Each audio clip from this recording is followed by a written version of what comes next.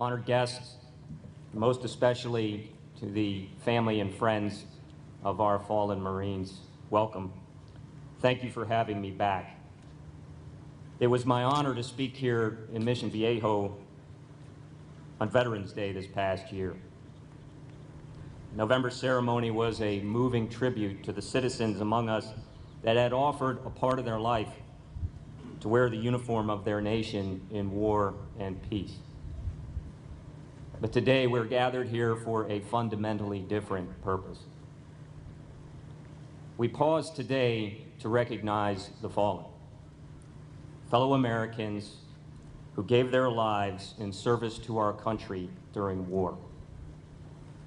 It's an observance that was originally started by Civil War veterans in 1868. Back then, they called it Decoration Day. It's a tradition that has continued for 143 years. Today, here, in our ceremony, we will fire the traditional 3 volleys, followed by taps, to signify the passing of the fallen. But we will also take a few moments to honor 2 Marines who were lost in combat this past year, Sergeant Jason Pito and Lance Corporal Ralph Fabry. I hope that today's ceremony offers the families of both these fallen Marines some comfort in knowing that so many appreciate your loved ones and the incredible sense of loss that you must still continue to bear. But the recognition of these 2 young men also serves an important purpose for the rest of us. It enhances our ability to see them as individuals, as citizens, as people, and as family members. It gives us pause to both reflect on their gallantry and to ponder what their lives may have brought to them and how they may have enriched our own lives had fate let them live. In doing this, we see the nature and magnitude of the sacrifice that we as a nation should seek to honor on Memorial Day. Sergeant Jason Pito went to high school in Vancouver, Washington, but he had many ties to Southern California, and he called Mission Viejo home while he was stationed at Camp Pendleton. Jason was your neighbor, a young man that many here may have encountered just months ago in the grocery store, in a local restaurant, or in a park. Sergeant Pito answered his country's call in 2004.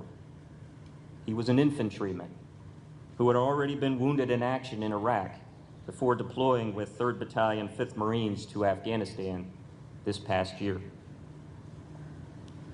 On November 24th, he was wounded in action near Sangin, Afghanistan. He was medevaced to the United States, but his wounds eventually bested him. On the 7th of December, he passed from us. He left many lives that he touched. He had been married. He left his mom and dad, 3 brothers, and a large and loving extended family. Sergeant Pito rests among comrades in the National Cemetery in Riverside. Lance Corporal Ralph Fabry was one of your adopted Marines from my headquarters battalion. Ralph grew up near the borough of Gallitzin, Pennsylvania. He was an art honors student at Penn Cambria High School, and he was an accomplished outdoorsman and a remarkable photographer. Ralph came into the Marine Corps after he graduated high school in 2008. He was trained as a combat cameraman before he joined our H&S company. In February 2010, we deployed Ralph to Afghanistan, where he was attached to the 3rd Battalion of the 7th Marine. Last September 28th, just before his 21st birthday, he was on patrol when an enemy sniper took him from us.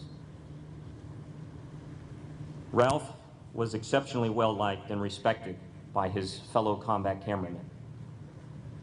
And if you'll indulge me as his commanding officer, I can say that among my Marines, he is very much missed. He left his mom, his dad, his brother, and he was also part of a loving extended family and a very close community. Lance Corporal Fabry rests in Gallitzin, Pennsylvania, near his home. The western lowlands of Washington State and the Allegheny Plain of Pennsylvania, where these two Marines spent their formative years, are far away from each other. But these men had much in common. In talking with Marines who knew them, I found that both came from a tradition of service. Sergeant Peto's father was a Marine in Korea. He lost an uncle to the Vietnam War, and two of his three brothers are Marines. Lance Corporal Fabry was also inspired by family members who were Marines, two of whom are here with us today. And both these men answered their nation's call during a time of active conflict. They knew there was danger in what they were doing, and they went anyway. What's more profound is that these two men, and others like them, chose to take an oath to our Constitution. They served to protect the idea that makes our country what it is. That idea is responsible for our freedoms, our prosperity, and even our luxury to quibble with one another as a people. Through history, many people have contributed to advance our national ideas in many important ways. But I can think of nothing more comprehensive or more absolute than what these men and those like them did. We are very fortunate that our society produces men and women willing to give their all for our ideas and our way of life. Memorial Day presents us with an excellent opportunity to reflect on that point. Those who serve in uniform are few compared with the overall population in our country today. That makes stories like Ralph's and Jason's exceptional, but they are not unique. 2 weeks ago, our 1st Marine Division dedicated a memorial to those who made the ultimate sacrifice in Helmand Province this past year. Ralph and Jason's dog tags are but 2 of 133 that hang on that memorial. Having seen Afghanistan briefly myself, and knowing the progress that has been made there, I can tell you that these Marines and sailors made a difference. And as we recognize those who recently gave their lives, we must also remember that our nation's journey through the generations is marked by an estimated 1,344,000 fallen Americans, from Lexington and Concord to Helmand Province.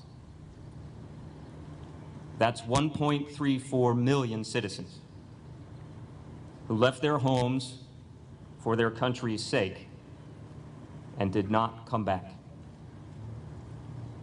Their lives, like the 2 we honor here today, touched many: fathers, sons, wives, husbands, daughters, siblings, and friends.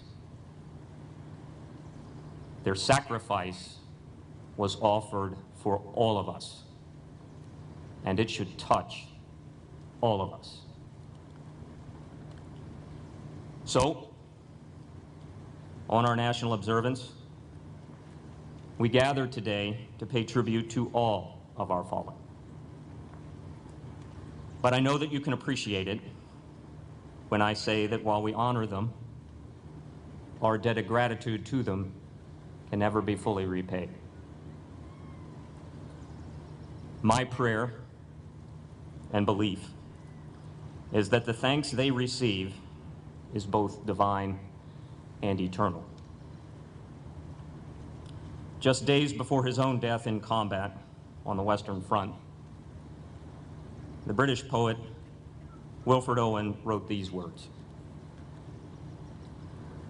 "Of them who running on that last high place leapt to unseen bullets, or went up on the hot blast and fury of hell's upsurge, or plunged and fell away past this world's verge. Some say God caught them even before they fell." God bless our great country. Thank you again for having me.